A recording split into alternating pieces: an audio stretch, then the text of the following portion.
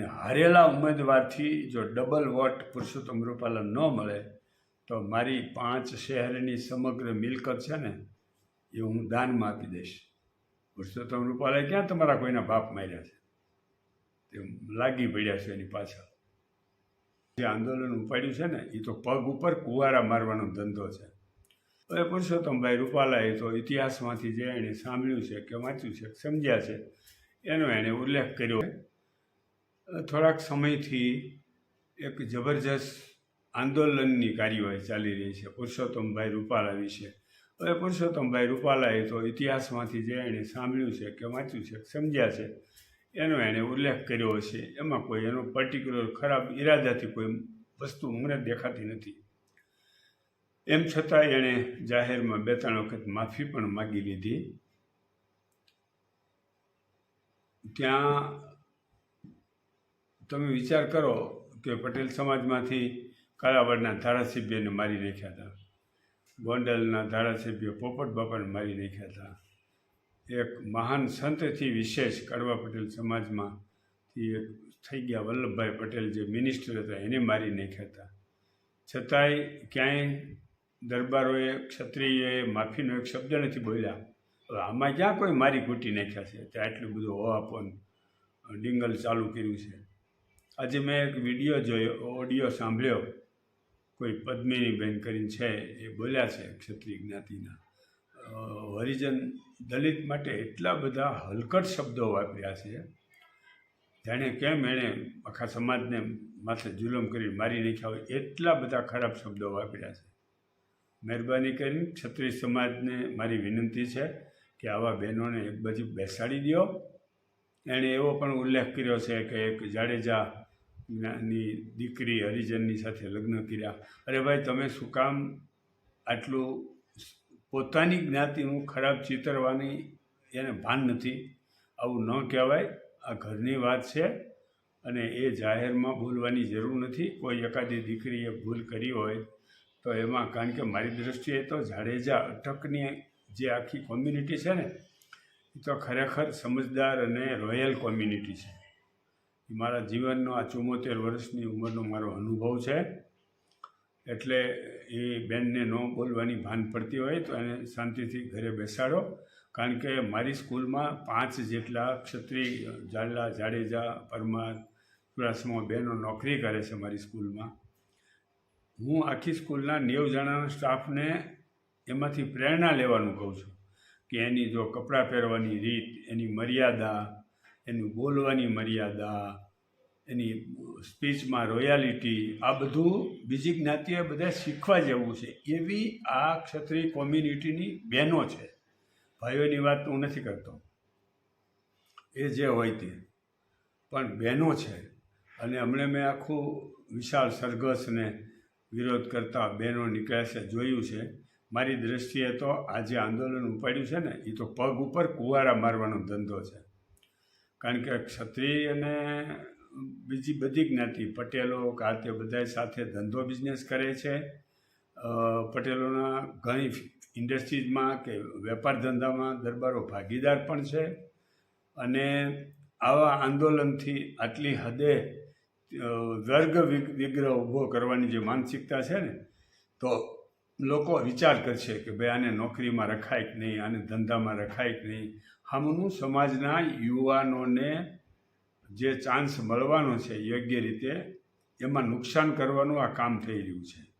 એટલે ખૂબ ગંભીરતાપૂર્વક ક્ષત્રિય સમાજ વિચાર કરે. બાકી એકાદો પુરુષોત્તમ રૂપાલા ચૂંટાય કે ન ચૂંટાય, એ આવે કે ન આવે તો 542 સીટમાં કાંઈ ભાજપનું તૂટી પડવાનું નથી. પણ જે અત્યારે આખા રાજ્યમાં જે પ્રકારનું હવામાન વાતાવરણ ઊભું કરી રહ્યા છો એનાથી પટેલોનું કાંઈ નુકસાન નથી થવાનું, પણ ક્ષત્રિય જ્ઞાતિનાને ઘણું બધું નુકસાન થવાનું છે. કારણ કે મેં કીધું એમ સરકારમાં, નોકરીમાં શાસક પક્ષ છે, કેન્દ્રમાં છે, રાજ્યમાં છે. હું તો કોઈ પક્ષમાં જોડાયેલો નથી, પણ તમારે એની સાથે વ્યવહાર કરવાનો છે, સરકાર સાથે. સમાજમાં આ બધા ઉદ્યોગપતિઓ છે જે પટેલ સમાજના, એ લોકોની સાથે, અને બધી સમગ્ર જાત એમાં અધૂરામાં પૂરું બાકી રહી ગયું હતું. તે વળી આ હરિજન કે દલિત સમાજને પણ ઝપટે લીધો આ પેલા બેને. આવું રવા દો, આ યોગ્ય નથી, બહુ નુકસાન થશે. કારણ કે અમે લોકો બેઝિકલી લીંબડી સ્ટેટના જે મારું ગામ છે એ રજવાડાના સમયમાં તાલુકદાર હોવાના નાતે ભલે પટેલ છીએ છતાંય એ સ્ટેટે અમને 1200 વીઘા જમીન રાજાએ આપેલી વહીવટદાર તરીકે. મારી ચોથી પેઢીએ દાદા હતા. એટલે અમારી રહેણી કહેણી બધી ક્ષત્રિયો ટાઈપની જ છે. પણ એમ છતાંય અમે હંમેશા લોકોને બધાને જાહેરમાં, સભામાં, મિટિંગમાં અને મારી સ્કૂલમાં બધે કીધેલું છે કે ભાઈ આ બહેનો પાસેથી શીખો, આ બહેનો પાસેથી મર્યાદા. ફુવા સાહેબ કે બનેવી સાહેબ કે ભલે એનીથી હાવ સામાન્ય હોય, ગમે એવી આર્થિક સ્થિતિવાળા, પણ રિસ્પેક્ટફુલી વાત કરવાની સિસ્ટમ જો તમારે શીખવી હોય તો એ ક્ષત્રિય દરબારો પાસે શીખવા જવું, એ બહેનો પાસેથી. અને આ એક જ બેનને મારી આ 74 વર્ષની ઉંમરમાં પહેલી વખત બેફામ બોલતા જોયા. મને કલ્પનાય નહોતી કે આવું બોલી શકે કાંઈ કોઈ જ્ઞાતિ માટે. અને આટલું બધું એમાંય તે દલિત સમાજ માટે. હવે દલિત સમાજ માટે તમે કીધું છે એ બેને એટ્રોસિટી કરે. હવે ભાઈ ગામો ગામ, તાલુકે એક જગ્યાએ બધા એટ્રોસિટી કરવા માંડશે ને તો બેનને ભારે પડી જાય. બોલવું હેલું છે, એ સહન કરવું અઘરું થઈ જાય. પછી સમાજ એની પાછળ લાગવું પડશે આ બધા પટેલોને મૂકીને પછી. એટલે મહેરબાની કરીને રહેવા દો. આ બધું અતિ થઈ રહ્યું છે. અને સામેથી આજે પરસોત્તમભાઈ રૂપાલા કડવા પટેલ છે, પણ લેવા પટેલોએ પણ એને મત દેવો પડે એવી પરિસ્થિતિ તમે નિર્માણ કરી છે. કારણ કે જે રીતે આખું હવામાન ઊભું થઈ રહ્યું છે એ બિલકુલ અયોગ્ય છે. અને કોઈ પણ વ્યક્તિ વસ્તુ ભૂતકાળમાં રાજાઓએ મારા ટેબલ ઉપર વિશાળ કૃષ્ણકુમારસિંહજીનો ફોટો છે. કેવા બહુ ઉત્તમ વ્યક્તિ હતા. આવા ઘણા રાજાઓ હતા, એક નહીં, પણ આ એક વિશિષ્ટ રાજા હતા. ગોંડલના રાજવી જો કેવા સરસ હતા, કેવું શહેર બનાવ્યું, બરાબર. મોરબીના રાજા હતા, એ પણ કેટલા સરસ, અને કેટલું સરસ શહેર એ બનાવ્યું, અને કદી પ્રજાને રંજાડવાનું કામ નથી કર્યું. આવા કેટલા રાજવીઓ હતા. એમાંથી પ્રેરણા લઈને જીવનમાં શીખવા જેવું હતું અને છે. તો મહેરબાની કરી અને ક્ષત્રિય જ્ઞાતિના યુવાનોને નોકરી ધંધામાં ક્યાંય નુકસાન ન થાય એવું બોલોમાં, એવું વર્તન કરવામાં, એવું ગેરવ્યાજબી આંદોલન કરવામાં હું તો તમને બહુ રાઈટ સલાહ આપું છું. કારણ કે રજવાડામાંથી અમારી લાલ લીટીની 1200 વીઘા જમીન હતી. આઝાદી સુધી અમારે કોઈ જાતનો ભાગ બટાઈ પણ નહોતી. એટલે આજની તારીખેમાં અમારી પાસે હથિયારો, ઘોડાઓ બધુંય રજવાડાની જેમ આજે પણ છે. અને એ ભલે પટેલ જ્ઞાતિમાં અમે જન્મ્યા હોય, પણ એ તમે મહેરબાની કરીને હવે બસ કરો, હદ થઈ ગઈ છે. અને પુરુષોત્તમ રૂપાલા એ છે ને આના માટે પોઝિટિવ જ રહેવું જોઈએ. કોઈ ફોર્મ પાછું કોઈ નાક દબાવી અને આવી રીતે કરવા માગતા હોય તો એને કોઈ જાતનો ડર ન રખાય અને એને ફોર્મ ભરવું જોઈએ, ચૂંટણી લડવી જોઈએ. અને પહેલાં તો કદાચ લેવા પટેલો એવી માનસિકતા રાખતા હોય કદાચ કે ભાઈ લેવા પટેલ સામે ઊભા હોય તો એને મત દઈએ, પણ હવે આવું જે થઈ રહ્યું છે ને એમાં સમગ્ર લેવા પટેલ સમાજ સહિત બધાએ નક્કી કર્યું. હું હમણાં ઘણી જગ્યાએ જઈ આવ્યો, બધાએ કીધું કે હવે આપણે આને લેવા પટેલ કરવા પટેલ બધાએ એને મત આપવા છે ને આને ઉમેદવારી કરવી જ જોઈએ.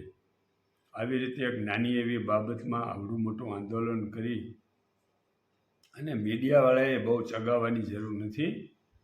કોઈ જેમ તેમ બોલતું હોય, આ સીધો દાંડો પકડી ઊભા રહી ગયા અને બોલો પ્રશ્નો પૂછવા માંડ્યા, ઓલા બકવાસ શરૂ કરાવી દીધો. આવું ન કરાય. એટલે મને જે આ વિચાર આવ્યો કે ભાઈ ક્ષત્રિય સમાજના હિતની જે વાત કરવાની છે. મારી પાસે વચ્ચે એક બે ક્ષત્રિય દરબાર આવ્યા હતા કે ભાઈ અમને આ મકાન આપતા નથી, વેચાણ લીધું છે પટેલ સમાજના વિસ્તારમાં hatte. તો મારે એને ઠપકો દેવો પડ્યો હતો સામેવાળાને કે ભાઈ આ તો કેટલા સરસ છે આ દરબાર, તો આમાંથી શીખવા જેવું છે, આ તો રોયલ માણસ છે. અને એને તમે જે મિક્સ સમાજના સોસાયટી હોય ને એમાં હંમેશા હું રહ્યો છું. હું કોઈ એક પટેલ સમાજનું જ્યાં બધા રહેતા હોય એમાં કે એવી રીતે નથી રહ્યો, મિક્સ સમાજમાં હંમેશા હું રહ્યો છું. અને આ ભારત છે ને એ એક આખો એક સરસ મજાનો ગુલદસ્તો છે. જેમ ગુલદસ્તો હોય એમાં અનેક પ્રકારના ફૂલ હોય, એક જ પ્રકારના ફૂલનો ગુલદસ્તો ન સારો લાગે. એમ સમગ્ર સમાજ છે ને, રાજા રાજાના સ્થાને મહાન હતા અને વાળવાવાળાના સ્થાને મહાન હતા. જો વાળવાવાળાએ જો નક્કી કર્યું હોત ને કે આપણે 15 દી સુધી શ્રાવણનો ઉપાડવો નથી તો આખો દેશ ગંધાઈ ઉઠે. હોશિયારી કરો છો ને બધું ભાન પડી જાય બધાને. એટલે દલિતને, હરિજન કોમ્યુનિટીને ક્યાંય તિરસ્કૃત કરવાનું વિચારોમાં અને પોતાની જ્ઞાતિની દીકરીએ લગ્ન કરી અને હરિજન સાથે અને એવું ઉઘાડું પાડવાનો ધંધો કરો છો હાથે કરી, એટલે પગ ઉપર કુવારા મારવાનો ધંધો બંધ કરો અને શાંતિથી બેસો અને આ ગુલદસ્તાની જેમ બધો સમાજ મિક્સ થઈને રહે. ઇન્દિરાએ રાજાઓના 560 રજવાડા લઈ અને એકત્રીકરણ પછી એને જે ઘણા વર્ષો પછી એના વિશેષાધિકાર છાલિયાના બંધ કર્યા, એનો પણ મારો વિરોધ હતો જબરજસ્ત. કે તમે કોકની મિલકત લઈ લ્યો, તમે કોઈને જેમ મકાન ભાડે આપો છો તો એની સામે તમને ભાડું આપે છે, પછી તમે મકાની લઈ લો ને ભાડું ન આપો તો એ તો કેવો બહુ ખરાબ કહેવાય. એમ સાલિયાણાઓ રદ કર્યા, એનો પણ મારો સખત વિરોધ હતો કે આવા રોયલ વ્યક્તિઓ હવે ક્યાં રળવા કમાવા જવાના હતા, જેણે હંમેશા રાજસત્તા ભોગવી છે. અને મેં એ પણ જોયું છે કે જેટલા રાજકર્તાઓ મિનિસ્ટર બન્યા એણે બહુ સરસ વહીવટ કર્યો છે. મનોહરસિંહ જાડેજા હોય કે શંકરસિંહ વાઘેલા હોય કે જે મેં અનુભવ કર્યો છે બધાનો, બહુ સરસ રીતે એણે રાજસત્તામાં બેસીને, કારણ કે એ લોહીના સંસ્કાર છે એના. અમે પટેલ, અમે ખેડૂતો સારી ખેતી કરી શકીએ એમ દરબારો સારો વહીવટ ચલાવી શકે. મેં જોયા છે ઘણા ક્ષત્રિયો, જાડેજા અટકના ઝાલાના જે લોકો ડેપ્યુટી કલેક્ટર હોય કે બીજા અધિકારીઓ હોય, બહુ સરસ રીતે વહીવટ કર્યો છે અને કરે છે, રોયાલિટીથી કરે છે. હવે એમાંથી ક્યાંથી આ કોને કેવી રીતે આ બધા રવાડે ચડાવી દીધા છે આંદોલનના માર્ગે. ભાઈ પુરુષોત્તમ રૂપાલા નહીં આવે, તેનો ભાઈ આવશે કે એનો બીજો કોક આવશે, તમારે શું ફેર પડી જવાનો છે એમાં? પુરુષોત્તમ રૂપાલાએ ક્યાં તમારા કોઈના બાપ માર્યા છે? તે લાગી પડ્યા છે એની પાછળ.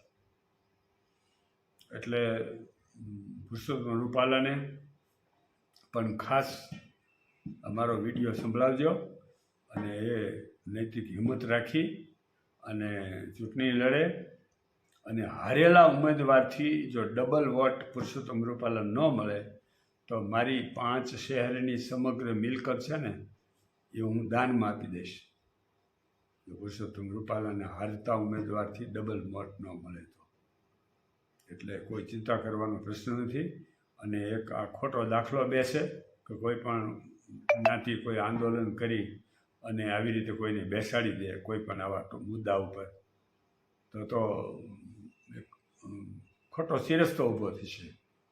એટલે મહેરબાની કરી છેલ્લે ખાસ હું કહું છું કે ક્ષત્રિય જ્ઞાતિના લોકો શાંતિથી બેસે, ઈચ્છા હોય તો મત આપે, ન આપે એની મરજી, પણ આવા બહેનોને આગળ કરી અને એક આંદોલનને ખોટા રસ્તા પર લઈ જવાનું અને આવા બેફામ વાણીવિલાસ કરનારી વ્યક્તિઓને આગળ કરવાને એ પણ યોગ્ય નથી. એ પોતાના સમાજને નુકસાન કરશે, એમાં અમારું કાંઈ નુકસાન થવાનું નથી અને દલિતોનું કાંઈ નુકસાન નથી થવાનું, એને જ નુકસાન થવાનું છે.